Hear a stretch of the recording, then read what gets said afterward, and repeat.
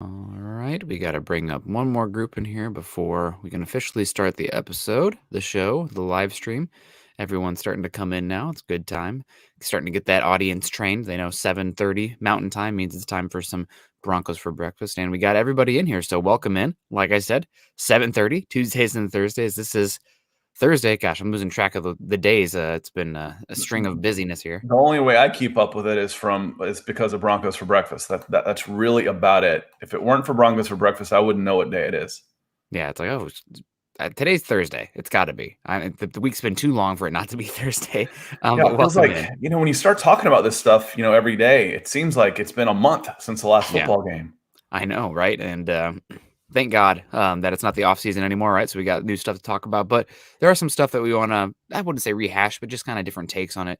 So let's get it going. First, let's say hello to everybody. The real Pepe Sylvia is in here. Love me some Broncos for breakfast. Good to see you, Pepe. DBA, good morning, Broncos country. Hope everyone is doing well. Hope you're doing well, DBA. EGA, good morning, Nick and Scott in Broncos country. Got US Dave saying Buenos Dias. The Pooping Hippo's in here. Good morning, guys.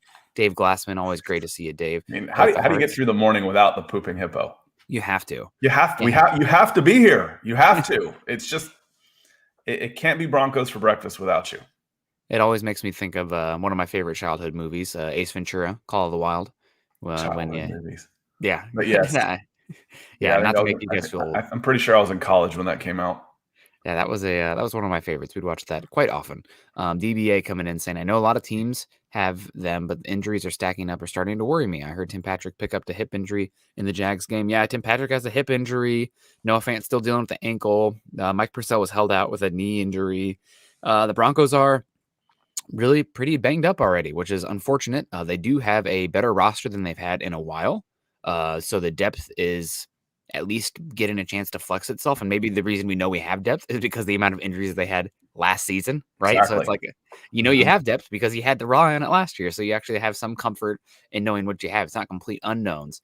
But you do have some complete unknowns like Justin Strnad still. But still, yeah, it is really starting to stack up. It's really annoying. And what makes it even more annoying is that the Kansas City Chiefs, at least last I saw, have had one player on IR all season. I think it's Willie Gay, second round linebacker from a year ago. Broncos already have like 12 or, all these injuries. Yeah, So in order to make a run, you got to have some luck with injuries. I mean, that's just part of it. You got to be good, but you got to have a little luck too. No one does it without just being a little lucky. Except maybe when you do it 7 times, then you're probably just pretty good.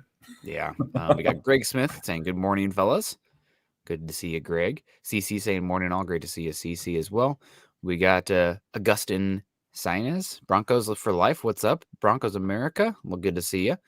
DBA saying, appreciate you, Nick and Scott. We appreciate you. Victor Rios in the house. Good morning. And Shane Daniels. Shane, I think, got the new picture going on here. Good to see you, Shane. Morning, or if he's typically on YouTube and commenting now on Facebook. Either way, new picture. Morning, Nick and Scott. What is your opinion on the biggest thing Broncos need to fix this upcoming game? Let's take this and run with it for a second before we even get to the actually, let's get to the credits. We're already 3 minutes in. Real quick, Shane, we're going to be right back to you, buddy. Obviously, Nick and Scott here. I don't know why our Twitter handles aren't showing, but you can follow both of us on Twitter, Scott at Scout Kennedy and myself at Nick Kendell MHH. While you guys are over there, follow us at Huddle Up Pod as well as at Mile High Huddle. Make sure you guys go to facebook.com also if you're following us, facebook.com/Mile High Huddle or facebook.com/Mile High Huddle Pod. Actually, forget the or. And facebook.com/Mile High Huddle Pod. Join us both those spots. And, that would be great. You can join the conversation there.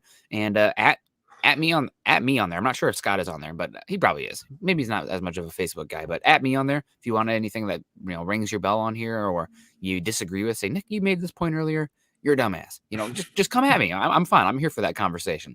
And also make sure you're following us on YouTube, subscribe, like, and share by doing so. And also go over to Scott's channel at youtube.com/C/Scott Kennedy. Make sure you guys are getting in your stars and your super chats.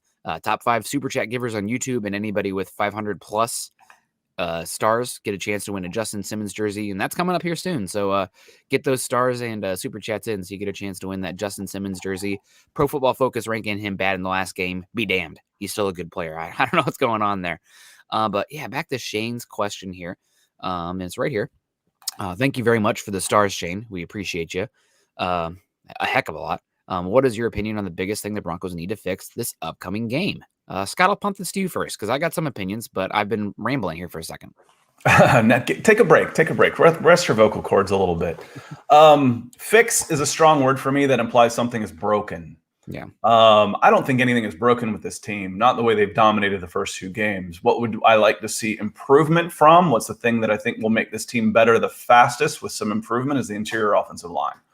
Dalton Reisner, Cushenberry, Muti, Glasgow coming back, and having those 3 gel, I think will be the biggest, fastest way to see some improvement in this team. However, as we've said before, especially in the last podcast, the Broncos have been facing stacked boxes. These teams are saying, we don't know if Teddy Bridgewater can beat us. We don't know if this receiver core can beat us. We're going to make sure that you don't beat us with the run game. So they have sold out to stop the run, and Teddy has killed them. Teddy in this passing game has killed teams, the first 2 teams. Watching the Jets, and we can get into them a little bit, I think there's going to be a lot more room to run based on how they play their defense unless they change their scheme up. And just based on schemes and opposition, I think we're going to see a lot of improvement from the interior offensive line this weekend. Yeah, I agree with you completely with the interior offensive line. I'll give a different take. But first, the interior offensive line. I think another thing that'll help the Broncos in this game is that because the Broncos are at home, you're going to see Teddy be able to use his big old brain and audible to better run looks, better than being on the road at the Jets to the Jags, because they'll have the home fans, right? Offense at work, everybody be quiet. So there's going to be a little bit of chance for the pre-snap changing of what the play call is and what the design is going to look like. And some of that will just come with being more comfortable in the system, as just being able to make calls and know who does what, and just knowing your team. You learn something as a player and a coach and a quarterback is kind of both. Mm-hmm. Every game you learn something new about your team, who you can count on at what time, who's going to be able to get to that block if I audible to a pull, is he going to be able to crack down? Is he going to be able to pull across? All those type of things you learn as you get more experience with the team. And the good thing is Teddy Bridgewater has come out so well, but he can get better. I don't know if the results will necessarily get better because he's playing out of his mind passing the game. Yeah. But other aspects of the game, particularly the running game, like Nick said with the audibles, can improve for sure. Yeah, a little bit of a nuanced take here. His statistics can be slightly worse, but he could actually be playing better football. So what does that mean? How's that for hedging your bets? But yeah, no, the interior offensive line is a great one. It's not only the run blocking, though, for me, it's the pass blocking too. Teddy's been one of the more pressured quarterbacks out of 2 weeks. He's been amazing under pressure. Unfortunately, historically speaking, that's not a sustainable model. Those tend to regress. And right now, Teddy's playing way over his head, given what we know about quarterbacks under pressure. So that's going to need to be cleaned up as well. For me, biggest thing the Broncos need to fix in this upcoming game, just pressure coming from people that's name is not Von Miller. That's probably the biggest one. Von Miller's killing it out there. He's your alpha. And if you have a guy like that, then that can, this, as I like to say, the straw that stirs the drink for the entire defense, not only just the front, but Draymond Jones, where was he week 2? He was amazing week 1. Didn't really stand out week 2. Shelby Harris has been big against the run, but you need to see more in the pass considering what you're paying him. And do you want to say something? Yeah. Now, my mind's eye is telling me that Draymond Jones has come from the left and the right side. Are they rotating him, or am I just remembering incorrectly? I think there are some snaps with him over the left guard, but mostly I remember seeing him over the right guard next to Von Miller. Yeah, next to Von, because it seemed to me like he was having success. And like I said, it's been a couple of weeks, and I've watched a lot of football since then. I just seem to remember him coming off the right side in the first game against already forgotten. Who'd you play week 1? The Giants. Yeah. The Giants. And which is interesting to me because the best offensive lineman on the Jets is a rookie, and he plays left guard. So you can't really switch him over to the other side, but that means their strength isn't going against the weaker part of the Jets offensive line is going to be going against the strength of the Broncos front. I wouldn't expect to see such a big game from maybe Shelby Harris over on the other side or someone coming in on that edge, just because Elijah Vera Tucker is freaking good already. He's really good. He's the Jets' best OL as far as I'm concerned. Yeah, no, especially with Mekhi Becton being out. It is a homecoming for the Jets center as well. Connor McGovern gave the Broncos 4 good years and then went off and got paid. So, Broncos have let centers walk recently, and that's fine. It's unfortunate that Cushenberry has not been that great, but he's still young. We're still hopefully, and he's also really cheap. So if you're gonna be below average, at least be on a rookie contract. And that's what we're seeing. But yeah, pass rush, that's one. We need to get after the quarterback a little bit better outside of Von Miller. And we got Sebastian in here saying, do you consider maybe franchise tagging Bradley Chubb and maybe extending Cortland Sutton? And this is a great transition to one of the topics I wanted to get to today, which is Bradley Chubb and the future of him on this team. Obviously, he has dealt with a number of injuries. I think he's missed like 23 games in the last 3 years, which is not what you want from a top 5 pick. And while he's been out there, he's been good, but he hasn't been, this game altering, you're not going to confuse him for Myles Garrett, TJ Watt, Von Miller type of edge rusher. So now the Broncos are in an interesting situation with him being injured again and Von Miller playing out of his mind. What are they going to do with Bradley Chubb? What does this mean for Bradley Chubb's future on this team? Obviously, he used a 5th overall pick on him. He's a talented player when he's out there, and he plays one of the most important positions. But if he hits the open market, even with the injuries, he's getting a big payday because of the Pro Bowl, 13.5 sacks, I think, his rookie year off the top of my head, and a two-way player, also, or not a two-way player, but a pass and run, very good against both. So, what do you think here? It's really putting the Broncos in a interesting situation because you don't really have the data that you want on him. He has a lot of injuries, but he's going to get paid by somebody. Well, for some reason, I completely forgot about the option of the franchise tag. And this was exactly how you answered my question as we were going through these scenarios on building the Broncos on Tuesday night. Bradley Chubb has an injury history. Okay, you know that going in, but he's got one more year on his contract. This isn't the decision year for him. You've got him next year. You've already exercised that option. He could, if he goes 16, 17 games healthy and has a productive season, what do you do? Do you take the risk of, you've got that injury history. Do you take that risk and give him a big long contract? And Nick said it right away. He said, you franchise tag him. I'm like, yes, absolutely. So Sebastian, I think that if he has, it's in his hands, if he stays healthy, it's in his hands to go out there and have a big season next year. And I think absolutely that is the right answer. I would franchise him until he proves that he could be healthy 2 years in a row. And then maybe coming off of that, maybe I give him the big contract. But I think the franchise tag is absolutely the right move for someone like Bradley Chubb if he comes back and has a big 2022. Yeah, no, that's absolutely correct in my opinion as well. There is a chance, I guess, if you have Bradley Chubb being franchise that he could hold out, especially if he has a good rest of 2021, right? They're saying he should come back close to 100%. Mm-hmm. He could play great down the stretch and then have a great 2022 season. But even then, when you've got him under control next year and the franchise tag in your pocket, I don't see any reason to give him a 4-year contract, $60 million guaranteed, somewhere in that range, until he proves that he can stay healthy for a longer duration than he has. Yeah. No, I totally agree with you. We'll get back to this Bradley Chubb conversation in a second. I don't want to lose too many people in the chat here. We got Chris Beeston. Morning, everyone. Good to see you, Chris. We got Dom in the house. Good morning, fellas. Can't wait till Sunday. It's my birthday. Happy birthday, Dom. Broncos for life. Let us know how old you're turning. Maybe we'll sing happy birthday for you. Maybe Scott will sing it. I know he's got some pipes. Fallen Sloth coming in here saying good morning, Broncos country. It's been a few weeks. It has been since I caught you guys live, and I'm happy to be here. It's a whole zoo in here today. We've got the hippo and the sloth. It's happy days. Happy days today. Yeah, I do love sloths. I'm not a big fan of hippos. Hippos actually scare the living heck out of me. If you've ever seen a video of a hippo in the wild, you should. I've heard several times that that's the answer. I don't know if I believe it or not, but that's the answer to what animal kills the most people in the world year round is the hippopotamus. I'd still go with something like, mosquito or bees, if people have an allergic reaction or something. Yeah. But they look all soft and puddly and cuddly and stuff, but the hippos, they're legit. They can absolutely haul. They're water tanks. Water. Yes, they are. Oh my God, so scary. Dave Glassman coming in, double dip. We got Miguel's in the house. Good morning, gents. I think how we play against Ravens and Steelers will tell us where we stand with the rest of the league. Right, it's a 2-game sample size right now. You don't want to get too high on that. We saw. I don't know. Scott probably wasn't paying attention back then, but I think it was the 2009 Broncos that started off 6-0 with Kyle Orton and then ended up missing the playoffs because they went like 2-9 8 the rest of the way. So you can only play who's in front of you, right? But one game at a time. Broncos' next big thing is getting 3-0. Then we can talk. But you're right. We'll figure out more about this team as we play more opponents and get a better idea. I don't think anybody needs to be booking tickets to the Super Bowl just yet, but it's okay to be excited with what you've seen so far. It's okay. You're allowed. You're allowed to have some optimism.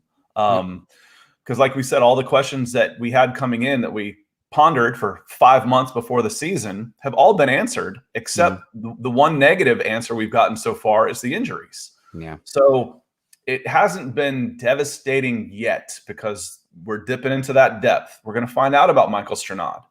Can he fill that role? I think he probably can. How about Micah Kaiser? That's not a bad replacement that the Broncos just picked up. So there is depth there. And one of the nice things about it is when you've got a general manager in office that has left you plenty of room under the cap, you can make an emergency move like that and go maybe overspend for a guy that this is the most money he's made base salary. Kaiser will go drop $800,000 on a practice squad player because he's good. You've got that flexibility in season to do that. So I'm still encouraged. You haven't had that one where you just, you feel bad for Jewel that he's out for the year, but he's fairly replaceable in this defense. So, let's count our lucky stars that hopefully the injury bug is going to fly away this fall. Yeah, so far they've been hitting the Broncos pretty hard, but that's sometimes you have bad luck with that. I'm not going to be blaming Lundau with the training staff because a lot of this is joint kind of stuff so far. So it is what it is. Mike 556 coming in saying Draymond needs to step up. He looked terrible in the Jags game. I don't know if he looked terrible, but like you're counting on him to be one of your best players, and he was not. Javonte Williams is a savage at pass blocking. Yeah, running backs out there, young kids. If you want to see the field early, guess what? Pass block. You're going to get some reps if you can pass block. And he has looked great with that. And people are like, oh, why did the Broncos let Phillip Lindsay go? When Phillip Lindsay was out there, you knew it was either going to be a run or you were trying to target him in the backfield because he would just get absolutely destroyed as a pass blocker. I mean, he'd bust his heart, right? Like just a small guy, but he would get engulfed and get blown back. Not the case with Javonte Williams. And with how much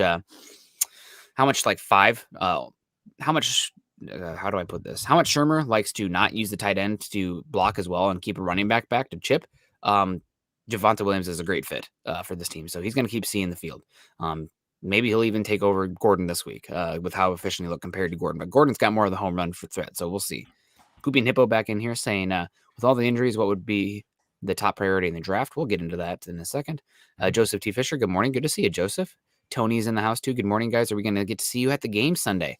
Not me. I have a really close friend of mine who's going to be in town who's dealing with some life stuff right now. And I haven't seen him in a bit. So going to hang out with him and take advantage of that. But I know a lot of the MHH guys are going to be in town this week. So you guys should definitely check it out and join them.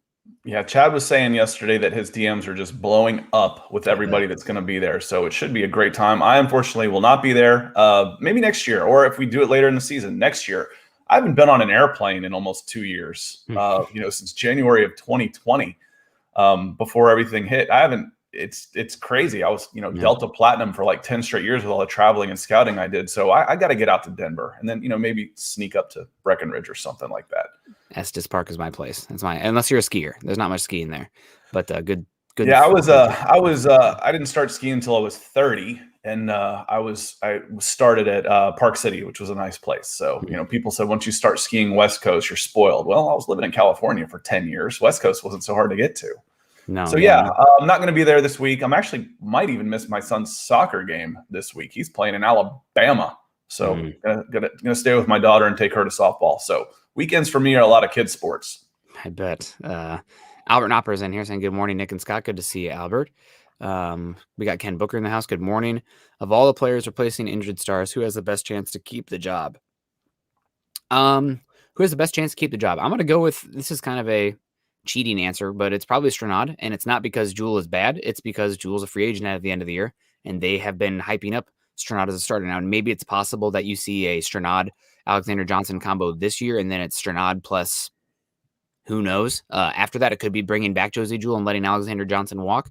Alexander Johnson, to me, he's not on thin ice, but as far as like what he's going to get on the open market versus what I'd be willing to pay him, might be some discrepancy there, but it's probably Strnad. This team has been building towards him being a starter on his rookie contract since they drafted him even. Well, and how about Patrick Surtain? Yeah. I mean, he didn't start as a starter. We kind of considered him a starter. So speaking of cheating, I might go that direction. But I want to change one word in that question. Instead of keeping the job, keeping a job.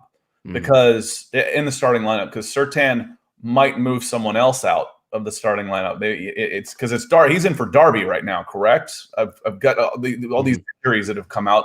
It's Darby's the one that is out this week, correct? Yep, Darby's out for at least. I'm getting them all confused because there's been so many of them, and that one was like a week ago. So yeah, there's been like 10 injuries since then. But he's coming in as a starter. You're not going to keep Darby out of the lineup for when he's healthy. He's going to be a starter too, but that doesn't mean that Surtain has to come back out. So yeah. I think Surtain is definitely there. Muti could be a starter in this league. If we start looking next year, are you getting value for Graham Glasgow? I think he's the highest salary cap guy on the Broncos right now as a guard. If you're going to be the highest salary cap guy as a guard on a team, you better be all pro. I don't think we believe that Glasgow is right there. So when you start looking at where I can save money to spend somewhere else, I circle that position right there where he is. And then you mentioned Alexander Johnson as well. He's 19th right now, so he's not overly expensive. He's 19th at about $3.5 million. How much more would he get? I think that's probably going to be about right. But can you? And at $3.5 million, I think you probably bring him back. But you don't have to. Is he the 19th best inside linebacker or better? That might be about right. If you consider everybody's carrying two guys, not everybody's playing a 3-4 and is going to start two, but is he top third in the NFL right now as an inside linebacker? It's close. It's about right.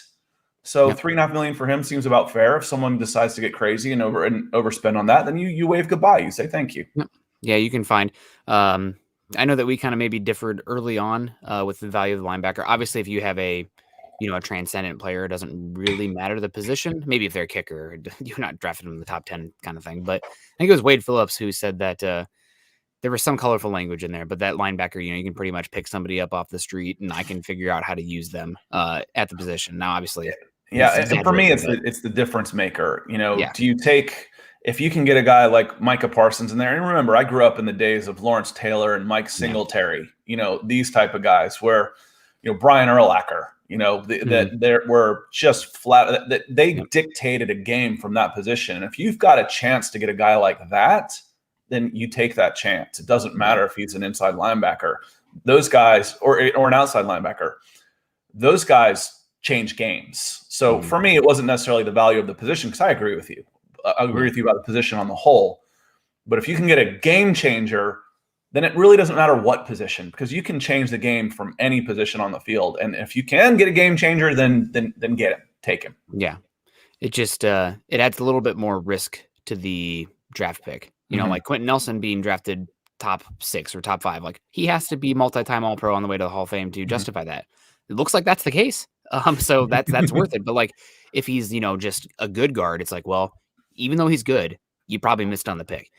So it just adds risk. Travis Weber, I had that discussion yesterday talking about one of your upcoming opponents with Chris Lindstrom versus Elijah Vera Tucker. Elijah Vera Tucker is who I think the Falcons were hoping to get with Chris Lindstrom at one of the guard positions. You're gonna pass up a guy to use a pick on a guard in the teens, or even trade up to get him, then you want him to look like Elijah Vera Tucker. That's what you want to get. If you're going to overspend, make sure you hit. Yep, absolutely. Travis Weber, good morning, Nick and Scott. Good to see you, Travis. DBA saying, I thought Vera Tucker was a tackle. He played tackle for USC last year. He was actually a guard the year before that, and people were very high on his ability to do both. But right now he's playing guard. Honestly, he could play tackle if there are injuries there. Maybe the Jets at some point will move him to right tackle, but he looks so good at left guard that maybe they don't mess with it. But not a rookie. Yeah. If you've got a rookie and you found a comfort spot where he's playing at that level, don't change it. Just leave him be. Yep. So Vera Tucker at left guard for the Jets. DeHine is in the house. Good to see you. It's been a bit. Morning, folks. Good to see you. CC saying he filled in a tackle because he's that good, but he's naturally a guard. Yep. So there you go. We got Mo Ron saying trade Chubb to the first team that offers a second rounder. there'd be a lot of teams, even with his injury history, given his contract right now, that would trade a second rounder for Bradley Chubb. It's hard to get great edge rushers. There are a lot of good edge rushers out there, but not many teams. You want to have two to get after it. So that's Broncos aren't going to give him up for a second round pick. Cobra Commander saying, what are the chances of Peyton and Elway buying the Broncos? You are asking the wrong guy, unfortunately. I'm not sure exactly what the chances are of that. It seems like it's a lot of filler as far as like, oh yeah, well, this makes you guys more okay. The Broncos fans in general of the team moving on from the Bolin name. That's my, I guess, what is it? The aluminum tinfoil hat theory on that. But I don't think it's probably not going to turn out that way. Unless you have Michael Johnson situation. And I wanted to do some just basic math for you. Say, well, John Elway's net worth is reportedly $150 million. Okay. Yeah. All right. Well, the Broncos' worth is right about $4 billion. And we hear billionaire so often that we kind of take it for granted. $150 million is 3.75% of $4 billion. That's not even a down payment on a house. I mean, so he might be the face of an ownership group, but he's not playing in that billionaire boys club pool that he needs to be in order to be a serious contender for ownership. Yeah. He could be the face of it. He could be the day-to-day operations of it, and that's possible, but he's not going to be the money. Yep. Yeah, it's Michael Johnson with the Lakers, right? Like he's the face doing a lot of stuff there, but there's a big investment firm behind him in the Lakers ownership. So that's probably the model. Mo Ron coming in here saying death by tight end is coming. Mo, I got unfortunate news for you. Death by tight end was probably coming no matter what, given how talented Travis Kelce and Darren Waller are. But you just hope that you keep them in front of you, right? It's you don't want to give them the open field off to the races, thoroughbred in the open field look, but that's when you get killed. But Darren Waller and Travis Kelce, it's going to be issues no matter what, unless you have a Derwin James on your team, which I guess if the Broncos are healthy with their defensive backs, with Darby back, maybe you'll see Surtain matching up with those guys. So maybe you have your own kind of Derwin James there. But yeah, it's going to be rough. Michael coming in with the stars. Thank you so much, Michael. I saw you coming in earlier. Scott gave me the heads up, but we were trying to catch up on the comments. Good morning, Nick and Scott from Broncos for Breakfast. Go Broncos. Go you, Michael. So consistent. We love you. Thank you so much for getting at us. Yeah. Michael's number one.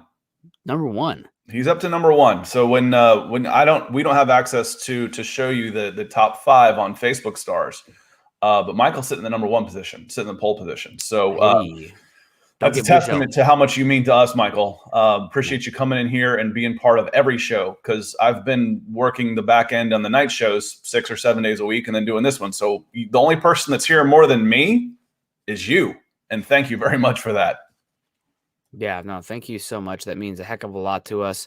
We also got Malcolm Brown coming in saying, who 2 Broncos would be better off as Jets?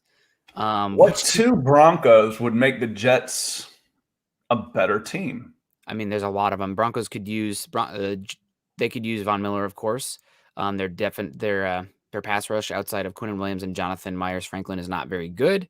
Their secondary is years away from being good, so they could really use a Patrick Surtain. That's a team that is very much on Derek Stingley, Kareem Elam, Andrew Booth watch. 3 of the top corners. Trent McDuffie, another one in next year's draft class. And Basala, they're going to need some cornerback length as well. So Surtain would probably be an amazing one there as well. Although all those guys are great on the Broncos, so maybe somebody that the Broncos wouldn't need that the Jets could use. No, it's not that. I don't look at the question like that. Maybe it is, Malcolm. But I start thinking, if I'm the Jets and I can pick 2 for this season only, and I can pick 2 guys, who's going to make my team better right now? Yeah. And for me, it's Garrett Bowles at tackle. And then, actually, it'd be Teddy Bridgewater, because Zach Wilson is a long way away. Yeah. But my first thought was Von Miller, because you can get to the quarterback, your defense becomes instantly better, and Garrett Bowles, because they need some more help on the offensive line. Yep. Those are 2 good ones. Mekhi Becton's incredible, but Mekhi Becton played left tackle and right tackle, so you could move him around if you want to. And I don't give a hoot. If your best tackle is a right tackle or left tackle, you need 2 good ones. So Nathan coming in here with the stars saying, good morning, guys. I used to think that Tom McMahon was a genius from his time in Indy, when everyone feared them on special teams, especially when they were doing onside kicks like crazy. I guess that success was more due to them having the GOAT kicker and PFF puncher of the decade.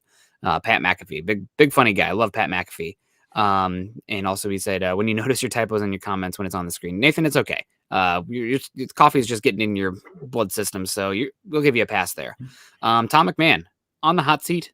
Broncos probably didn't replace their special teams coach this year because the whole unit, the whole coaching staff was on hot water. So what special teams coach of any quality is going to want to come in and know that they only have one season to maybe get it figured out? But unit's got to be better, right? The Broncos aren't operating with a high-powered enough offense where their special teams can do what they did this last Sunday and win enough games. So definitely not a genius, Tom McMahon. I don't know why he's been here as long as he has been, but they're going to have to figure it out. And also with the depth this team has focused on, the way that George Payton has attacked the back end of the roster with like a lot of draft picks and trading for special teams guys, like no excuses, be better. And obviously Brandon McManus is great.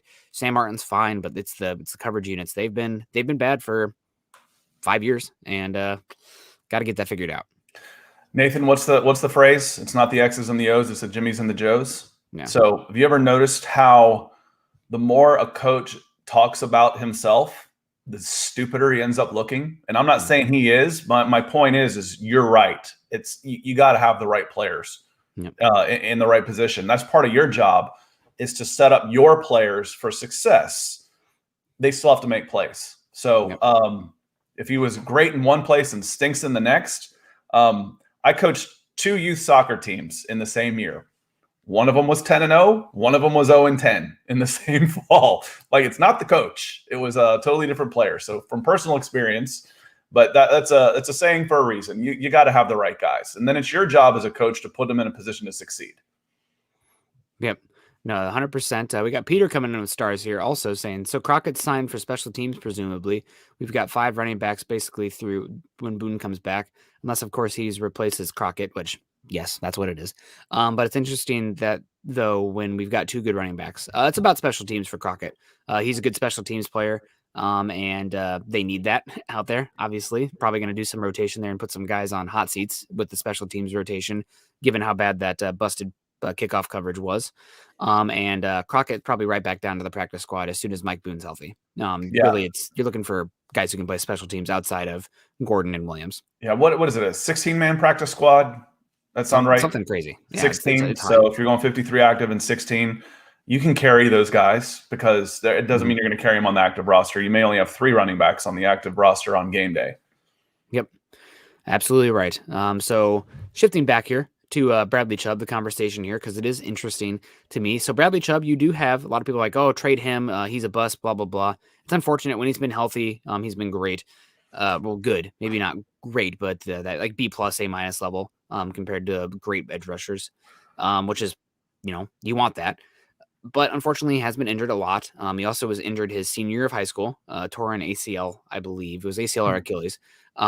So he's had a lot of injuries, and the Broncos are in a weird position because you have Von Miller, a free agent at the end of the year. Von Miller looks like the Von Miller of old. You have Malik Reed, who now is going to get another chance to show out for this team. He was the team's leading sacker last year. I think that Malik Reed is a fine starter. He's not a difference maker as a starter, but if you can use him, and as long as your interior and your other edge rusher are also very good or better, he's fine. And you also have some young guys behind him as well. So Bradley Chubb, I think the option is the 5th year, just letting it play out, and then maybe franchise, taking it year by year, figuring out if he can be healthy, if he can be good.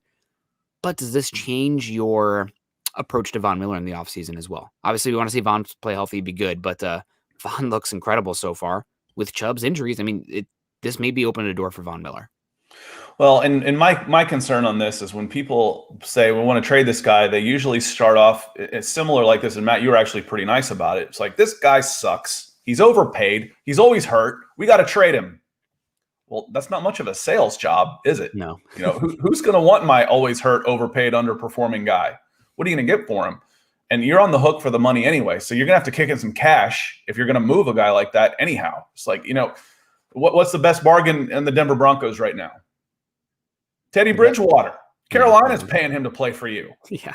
That's what happens when you start having that type of player. And I don't think you're willing to give up on Chubb for the return until he gets healthy. And that's why the franchise tag could be so valuable for the Denver Broncos with Bradley Chubb. make him prove it next year.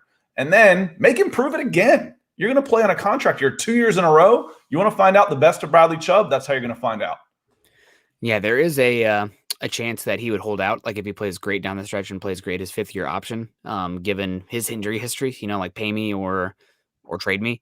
But we'll cross that bridge when we get there. He has to play well, good enough to where he can have that power and show he's healthy before that happens. And the other part of it is you get one franchise tag. If he plays, what's he on? He'll be on about 12 next year.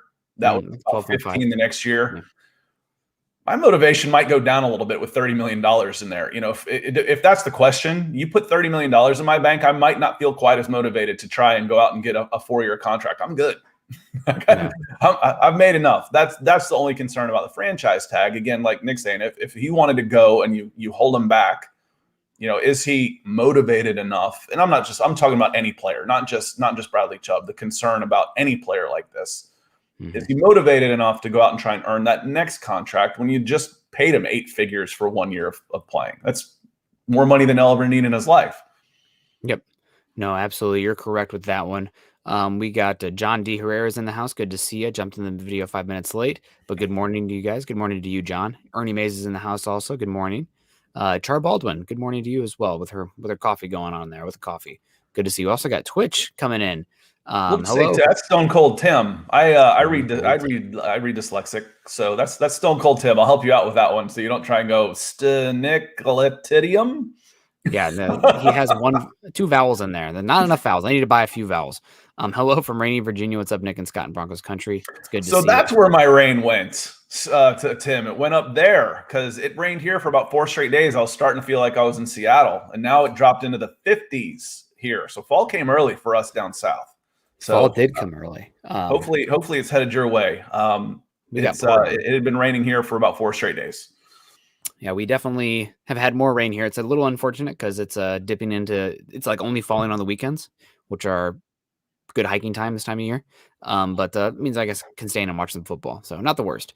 But Von Miller, does Bradley Chubb's injury impact that at all? Are you approaching Von no matter what? I mean, he's playing lights out. Obviously, we want to see some more of him. But if he shows another 4 to 6 games of the level he showed the first 2 games, I'm approaching with a contract saying like, hey, man, we love you. And he might hold off because the Broncos have been so bad, right? That he wants to see what happens with the quarterback position and whatnot before he commits. But I've been skeptical of the age, the injuries, everything like that, having to pay Chubb. But the way he's playing with Chubb's injuries, I mean, like I cannot get behind, advocating for anything other than you have to bring this guy back. So I'm going to answer that question 2 ways as you posted. I'm going to finish the same way you just did. We're going to come to the same conclusion. Does it affect Von Miller? Yes and no. And I'll start with no first. No, it doesn't affect Von Miller because you need to go offer this guy a contract. You need to approach him anyway. The way he's playing, what he means to the team, you need to approach him. So no, Bradley Chubb does not affect him. Yes, it affects him because it puts him in a stronger negotiating position. So it just may affect how much you need to spend to pay Von Miller, not if you approach him with a contract, because the answer for that is yes. You approach this guy sooner rather than later and say, everything. I mean, it's an easy sell. Von, you love it here. We love you here. You're playing great. Let's pay you. Retire a Bronco. It's an easy sell. It puts Von in a stronger negotiating position because he just became that much more valuable to what you're doing on an everyday basis on defense. Yeah, nope, you're absolutely correct with that. And, I've definitely been you need to start preparing for life after Von Miller. But the way he's playing right now with Chubb's injuries, pay the man. Keep him here in Denver. Hasn't lost a step now. You signing him to a 6-year contract? No. But if you can get him for a 4-year contract, that's essentially a 3 with the way it's structured. And front-loaded possibly? Yeah. Yep, absolutely, Von. Let's keep you around. You're still great. And, he's even with how old he is and whatnot, and Bradley Chubb being younger, like Von has always looked like a more impactful, just a different tier edge rusher than Bradley Chubb because he has been, and he looks like that again this year. So you can be good and you can go to a couple Pro Bowls and do all those things and still not be Von Miller. That's no kind of guy. Yeah, I mean that's nothing against Bradley Chubb, but Von Miller, you don't get those guys that often. Nope. He's one of the best in the game and has been one of the best in the game for a long time. They don't come around that often. So, enjoy it and don't let him go play somewhere else. Yeah. And the way he's playing too, I mean, he's going to have I'm going to have to show my youth on this, but in my opinion, Champ Bailey's the best defensive player the Broncos have ever had.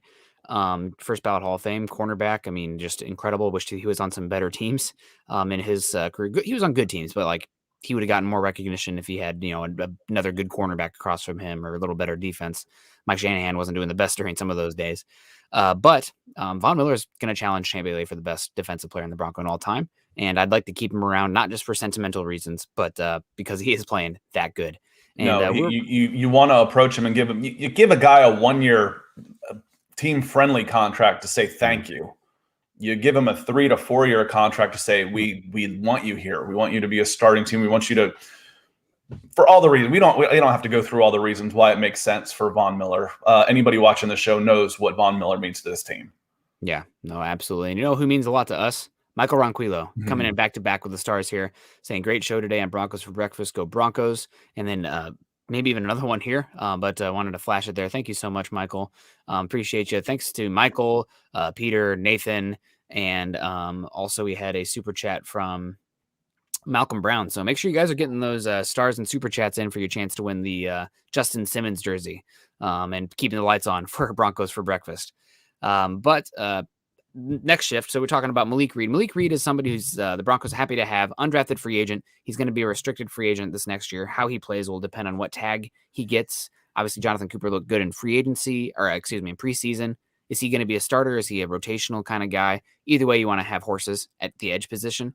But the way this is lining up right now, and I've been kind of hinting at it, I guess not even hinting, but saying it to begin with, more so because of moving on from Vaughn, but maybe now it's more because of stacking your deck with Chubb. Edge rusher might become my number one priority for the Broncos in the upcoming draft. I think right tackle, and we have Malcolm saying right tackle should be a higher priority. That seems like it's possible as well. Malcolm, I'm not going to dismiss that, but right tackle is a position that doesn't look as deep early on in the 2022 draft as edge. And there are like 6 edge rushers right now that I think are probably worth top 25 picks in the upcoming draft. I am in love with these. I love the versatile edge rushers, the guys who can do a little bit of inside and then reduce, or play outside and then reduce down inside. It's like the 265 to 280 pound guys, those kind of monsters. And Aiden Hutchinson from Michigan has been phenomenal so far. That's somebody you might want to keep your eye on as a Falcon. Scott, Aiden Hutchinson's been awesome. And also George Karlaftis at Purdue. Those are 2 great guys. Zach Harrison at Ohio State's been fun. Drake Jackson at USC. So right now I'm leaning at edge rusher as the Broncos' number 1 pick. A lot depends on Teddy Bridgewater, but edge is a position you got to keep your eye on. Well, and a couple factors there is you don't normally go that high. You don't normally draft a guy in the first round for him to play right tackle. That could be a free agent type of move. The money's been there. But going back to Malik Reed just a little bit, Bradley Chubb's injury, this is going to have a huge effect on Malik Reed. Yeah, he had a good year last year. When the last time he played when with injuries, Reed had a good year. Now, if he doesn't back-to-back, he's only on $850,000 right now coming off of this contract. That's basically what you just spent to get Micah Reiser, from the practice squad. It's very similar money. So if he goes out there, now this is his chance. We talked about at the beginning of the season, you either have a veteran on a short-term contract or, rookies coming up, young players coming up. So you've got veteran depth, and you've got motivation for the veterans who are looking at the last years of their contract. And you've got young players who are coming up, who are pushing up, who are trying to get paid. Malik Reed is now firmly in that camp where he's like, man, this is my chance. I'm playing for my contract next year. Right now I'm playing for it next year. I could go from 800,000 to 8 million and make 10X.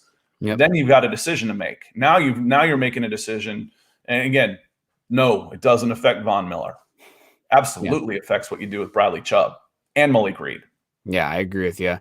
And we got Vinny Jace coming in saying, good morning, gentlemen. Pay Von if Chubb is untradeable. He's not untradeable. It's just don't trade him when his value is so low.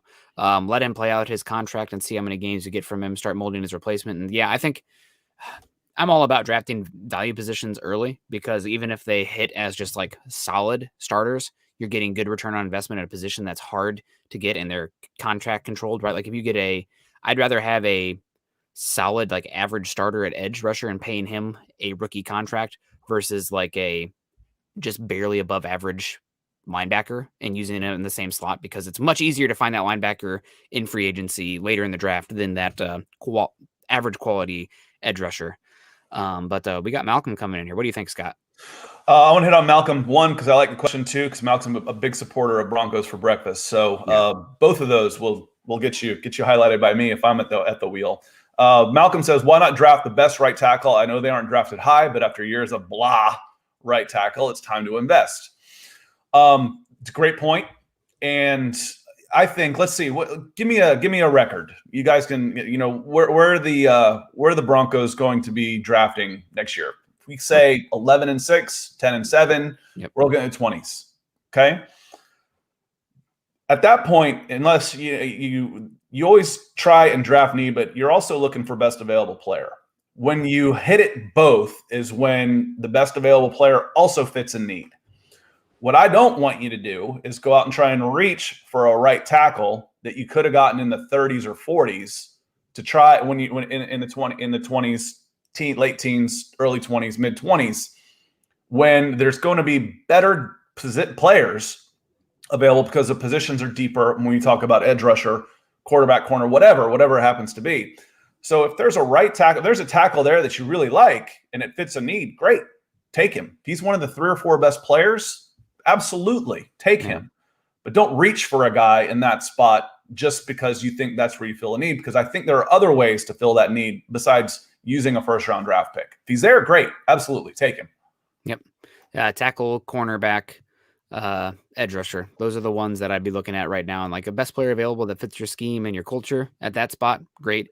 Obviously, that's in theory. You have to see what these individual players are and who's available when you're on the clock. Maybe it ends up being an interior defensive lineman. Maybe it ends up being a wide receiver with Cortland Sutton and Tim Patrick set to be free agents, that kind of thing. Maybe we're back in the quarterback conversation at that point too. Right now, Teddy's playing great, but he is only on 1 year. So who knows? And Carolina's not going to pay him to play for you next year. No.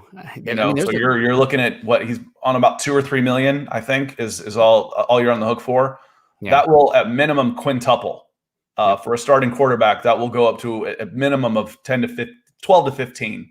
Yeah. So that'll be a big chunk depending on what you decide to do. And if the roster still looks as good, you find yourself in the same position, I think, where like I don't want a rookie quarterback coming in. Do I hand it off to Drew Lock for a year and let him keep the spot warm? But then you're basically saying we're not competing this year. We're not going to compete this year, which I don't think that is the situation you're going to be in. So when we talked about it before, we've said this a few times.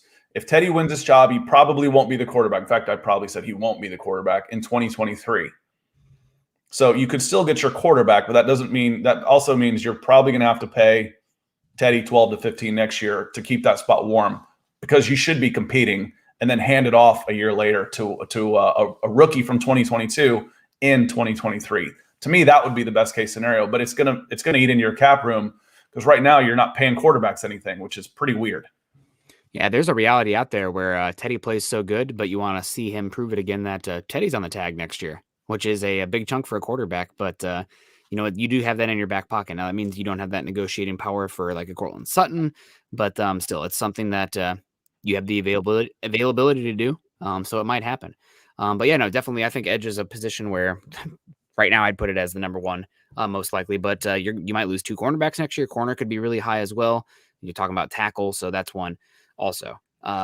We only got about 10 minutes left, and we've talked a lot of Chubb and team building, which is this is my favorite, talking like how these players kind of match up and what you need to see from them and how that affects your draft strategy and team building. It's my favorite. But we do want to talk a little bit of Jets as well. And we got Peter Middleton coming in saying, if Teddy goes 5-0, pay him early, don't you think? Peter, you're obviously playing a dangerous game, and thank you so much for the stars when you are deciding to pay him or not. But I need to see more. I need to see you talking about wanting to see Bradley Chubb through multiple games. Teddy has his injury history as well. I want to see Teddy get through the season healthy also, and I want to see them get through the brunt of the schedule. And he could be on a heater right now. I mean, we've seen plenty of quarterbacks have a hot 5-game streak, and then they really regress back to the mean. So I want to see the full season before I even approach Teddy Bridgewater, as if unfair as that is. My point is, if Teddy's your quarterback next year, it's gonna cost you 10 to 15. Oh, you think? I think 20, 25. I don't think so. We'll see. That's Yeah. what. Let's bring it. What are they getting paid? Well, next time you go off on a monologue, I'm going to look up what the highest guys are being paid right now. But I think that puts them in top 5 or 6 paid quarterbacks. And I don't think you'd have to pay. I don't think you'd have to pay them that much. Yeah, I mean, what is he? 28, 29 years old. Quarterbacks tend to peak at 31, 32 historically. Yeah, but again, you're negotiating against yourself at that point. If he's gone, who do you have to bid against to give him $25 million? Who else is going to be doing that? Washington football team is a team that comes to mind for me.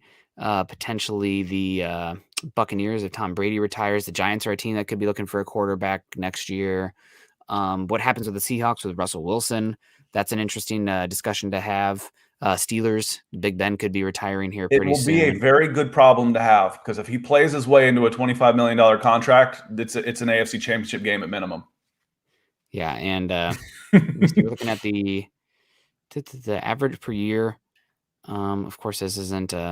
There's a huge gap, man. What a crazy gap. So Tom Brady, Derek Carr, Matt Stafford, Jimmy Garoppolo, Ryan Tannehill, all those guys are making just under 30 million. Teddy Bridgewater is technically his average this year is 11.5. Obviously not all being paid by the Broncos, but so I'm thinking if he keeps playing this way, you're probably talking 15 to 20. 15, and if he keeps playing this way, then you give him a multi-year deal. So it's a great problem to have. I used to talk about coaches, we're talking about coaches like, oh, that guy sucks and he's going to leave you first chance he gets anyway. Well, which is it? Does he suck or is he so good that he's going to get hired by a better team? Yeah. So it's a good problem to have. If Teddy Bridgewater plays his way into another big contract, you're pretty happy as a Denver Broncos for sure. Yeah, and Earl, I see your comment here. It was a little long. I wanted to make sure my face could fit on here because that's what the moneymaker is. But no, we got Earl. We're not skipping you. Also, nice mustache there, Earl. It looks like, at least in that clip. Good morning, Nick and Scott. How is Tim Patrick doing? With Bradley Chubb out, do you think the successful medical procedure that he will return as a top elite pass rusher, or do you think he will be a medical bust for the Broncos? Who will it be to step out at outside linebacker while Chubb is out? Jonathan Cooper, Baron Browner, and Malik Reed. Tim Patrick, he has a hip injury. He should be playing this week. He might be limited. It might somewhat hamper him on the field, but he's going to play. Is Bradley Chubb going to return as an elite pass rusher? We haven't seen Bradley Chubb as an elite pass rusher yet, so I'll go no. But I also don't think he is going to be a medical bust. I think he's going to come back and he's going to be very good down the stretch. I think he's actually going to be like, oh, well, this is why we drafted in the top 5. We got to see Von Miller and Bradley Chubb, and I think you're going to see both those guys do some things, especially against some AFC West divisional opponents that are going to make Broncos fans like, that's Von Miller and Bradley Chubb. That's why we did that to begin with. Maybe I'm just trying to make it come to fruition by saying that, but fingers crossed on that one. Who will step up? Probably Malik Reed. Malik Reed's the first in line. Yeah, so Malik Reed's the guy. We talked about him at the beginning of the show, just saying, he's playing for his contract now. He could see his pay go up 10x next year if he goes out and has a big season now that he's got another opportunity to prove what he can do. You get a general manager that starts looking at stats. You're like, I need a pass rush, 8 to 10 sacks, 2 years in a row. Ding! I want that guy. And then he'll get paid for it. So that to me, it's not Von that is the question of where are you going to spend your money, because you're going to spend your money there. But do you end up spending money on Malik Reed, letting him walk, or Bradley Chubb and letting him walk? And that's going to play out over the next 12, 13, 14 weeks, and it'll be a lot of fun to watch. And hopefully, again, you end up in a situation where they play them well. You can't afford to keep them because they played so well. Yeah, that'll be pretty good for the 2021 Broncos. Yep, absolutely. And happy birthday to Tommy. Good to see you in here. No, his wife. Oh, his wife. Excuse me. Even more important. Gosh, that's sorry about that. Take that back. Screw you, Tommy. Happy birthday to your wife. No, thank you so much. Happy birthday to your wife, Tommy. 29 again? Yeah, every single year. 29, right? Absolutely. Oh man, I'm approaching that one quickly. Unfortunately, the I got to be careful who I'm talking to here. 29 sounds old to some of y'all. That's some of us. But want to talk? Yeah, Tommy. Oh, it was his Facebook, and then he says, "Thanks, guys," over on his YouTube. And yeah, let's listen to Mike. He's like me, double screen and hit those like buttons on both of them and shares. Man, love it, Tommy. That's the way to do it. Double fisting, right? That's back in the college days for that one. But Now I just do it with coffee and I drink right out of the French press. oh, there you go. one espresso, one latte. That's the way to go. But yeah, guys, we want to keep talking little Jets here. We don't have very much time left. Keys to the game, Scott. What are the keys to the game? Obviously, this Broncos team is favored, I think, by 10.5 is the last I saw. The Broncos are very injured, but Zach Wilson is playing like a rookie who doesn't really see what's going on the field right now. That Jets defense has a ways to go also. So what do you think? Keys to the game. Keys to the game. I'm going to get cliche on this, and then I'll talk a little bit why. Is don't beat yourself. This team's not good enough to beat you. The New York Jets are not good enough to beat you. Do not beat yourself. You don't have to overly gamble on defense. You can get after Zach Wilson with your front four, put 7 in coverage, and pick him off. He made awful decisions last week. 4 of his interceptions, 3 of them were absolutely on him, and the one was pretty close because it was thrown high and behind his receiver. It went off his hands, and that one was intercepted. So you will be able to get pressure on him with your front four. And frankly, giving him a little time to make a decision isn't a bad thing because his decision-making process this early in his career has been pretty poor. Yeah. So don't gamble. It might not be the craziest pin your ears back and go after him fun type of defense, but picking him off in the backfield with 7 in coverage is pretty exciting too. And I think you're going to see more out of the running game. So you're going to see the return of the Denver Broncos running game. We'll start talking about how the interior line looks so much better this week because this is probably the weakest front four that they faced in their first 3 games. And steady Teddy. Like I said, don't beat yourselves. This team's not good enough to beat you, especially at home. Yeah, I agree with you. My key to the game is doing better on first and second down. Broncos last week for 2 for 11 on third down, and a lot of that was because they were well behind the chains or just well behind schedule on third down. And when it's 3rd, 7+, you're putting yourself in a bad situation to execute. And the Broncos need to do better in that regard. Now, they were great scoring points and executing, I guess, on the big plays on first and second down, but you just need to keep yourself more on time and give yourself a chance on third down to keep those drives going. So even though they did score points, they had won the time of possession by a lot against the Jags. You want to put yourself in a much better position on third down. And guess what? When you're in 3rd and 2, that's when you can really kill some teams also. Because teams are like, okay, they're probably going to run or do a short pass just to execute that third down. Hit them over the top of that play action. And that's when you can really do a knockout punch. So got to be better there. Well, in a player that y'all know very well, and I always said what made Tim Tebow so great in college is because an and 1 was an automatic. With Tebow, if you got 2nd and 1, you got 2 free shots. Yep, you could go for it on 4th and 1. It was automatic. 3rd and 1, I can take a shot because I can go for it again. And 1 was an automatic. And against this front, if you're in that situation, it might not be automatic, but you're certainly going to be better than 2 and 11 than that you had against Jacksonville last week. Yeah, no, absolutely, I agree with you 100% there. My key matchup, I think for this game. Broncos interior, but specifically Dalton Reisner versus Quinnen Williams. Quinnen Williams is probably the Jets' best defensive player. Obviously, they used the number 3 overall pick on him a couple years ago. He looked really good against the Panthers. There was a play where he beat his guard so quickly that it looked like he thought it was a screen pass. So he backed up and chased after Christian McCaffrey. Yeah, because he beat him. So this can't be right. And he had a clean path to go pulverize Darnold. Didn't happen. But that's one that I'm thinking is Quinnen Williams. Dalton Reiser's going to have to play better. He has been better in pass pro than run blocking, which I guess is I'd rather have that because I don't want my quarterback to get killed or a strip sack or anything like that. But Reiser's going to have to play better in this. This is a Leonard Williams-esque level difficulty matchup for him with Quinnen Williams. So looking out for that one. A little bit worried about Reisner versus Quinnen Williams. All right, we need to send Dave. I think Dave was the first one to mention it. Somebody mentioned it earlier. Okay, so was it just Dave or did someone else mention it? Because we need to send him a Broncos for breakfast hat or something. Someone was the first. It is sharp, isn't it? I like the way the blue and the highlights and the lights in the background. I'm like, that looks good. Thank you, Dave. Okay. Denver Broncos, beautiful stadium, beautiful place. When I was there, it absolutely just rained and snowed on us. But big issue there. And also want to give a shout out to DBA. Cardinals are on fire 11 in a row. Wearing my good luck 2013 postseason sweatshirt here. Got a 2011 one. You're a big baseball fan, Scott. I was actually at that Game 6 in 2011 where David Freese hit that walk-off home run. I thought you were going to say, was that the one that had the If it was against the Braves, the one that the Cardinals, the Braves fans remember the most against the Cardinals was the 250-foot infield fly. Oh, I don't know yes. if you remember that one. That one got a little ugly. That was a one-game playoff though. That was a wild card. That was a play-in game Yep. where it's infield fly. It's like it landed on the warning track. What are you talking about? No, I'm exaggerating a little bit, but yes.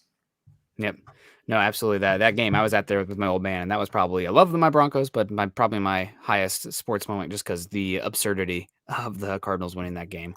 But guys, and it's Malcolm, I'm old. To me, the San Diego Chargers are royal blue and canary yellow. So are the Rams, for that matter. I don't believe in the powder blue. This is more like my Carolina blue high school color. There you go. Almost to that Tar Heel. Need a little bit of Cargyle in there, though. But yeah, guys, we're going to have to get out of here. We appreciate the heck out of you guys for joining us today. This is obviously Broncos for Breakfast. We're here every Tuesday and Thursday morning at 7:30 Mountain Time. So make sure you guys are getting in here on that time. Put it up on YouTube during your morning commute. Or I know some people message like, Nick, this may be weird, but we listen to you guys while we're showering. Whatever works. I don't care. That's fine. Just I'm glad that it's not a two-way camera. I'm happy you're showering. Yeah. Hygiene is important. But we appreciate you guys for joining us today.